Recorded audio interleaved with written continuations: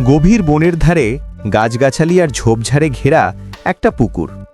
সেই পুকুরে বাস করে এক কচ্ছপ, আর বড় একটা গাছের গোড়ার গর্তে এক শেয়াল। দুজনের মধ্যে ভারী বন্ধুত্ব। একদিনের কথা, তারা সুখ দুঃখের গল্পগাছা করছিল। সেই মুহূর্তে আচমকা সেখানে লাফিয়ে পড়ল এক গেছো বাঘ। ক্ষিপ্রগতির ধূর্ত শেয়াল বাউলি মেরে সটকে পড়ল, কিন্তু চাকা লাগানো গোল চাকতির মতো কচ্ছপ তো গড়াতে গড়াতে পুকুরের দিকে যেতেই তার উপর হামলে পড়ে গেছো বাঘ। পা দিয়ে তাকে চেপে ধরে ঘাড় মোটকাতে গিয়ে দেখে ভারী বজ্জা তার কৌশলী তার শিকার। ঘাড় নেই, গলা আছে, তবে শুরুত করে তাকে শরীরের ভিতর লুকিয়ে ফেলে। কি করে কচ্ছপটাকে খাবে বাঘ তার কোনো কায়দা করতে পারে না। কচ্ছপের পিঠের আবরণ এত শক্ত যে তাতে দাঁত ফোটে না, নখ বসে না। কোনো রকমে যুদ্ধ করতে না পেরে বাঘ এদিক ওদিক তাকায়, উপায় খোঁজে।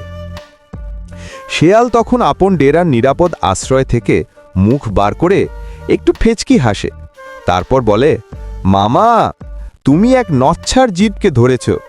এই জিনিস খেতে ভালো, একেবারে মুরগির মাংসের স্বাদ পাবে। তবে কিনা ওই খোসা নরম করার কায়দাটা না জানলে শত চেষ্টা করেও জিহ্বার সুখ পাবে না।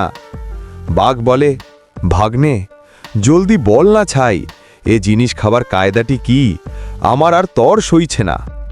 শেয়াল বলে, ও জিনিসের খোসা নরম করার একটাই উপায়, ওকে পানিতে ফেলে দাও। খানিকক্ষণ ভিজলে খোসা নরম হয়ে ভেসে উঠবে, তখন টেনে এনে মজা সে খাও। বোকা বাঘ তাই করে। কচ্ছপ দ্রুত জলে মিলিয়ে যায়। শেয়াল বলে, মামা, বসে বসে অপেক্ষা করো, তোমার খাবার তৈরি হয়ে ভেসে উঠবে।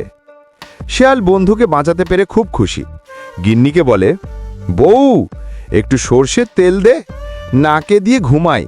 বিকেলে ঘুম থেকে উঠে বন্ধুর সঙ্গে আড্ডা দেব আর বুদ্ধু বাঘের পিণ্ডি চটকাবো।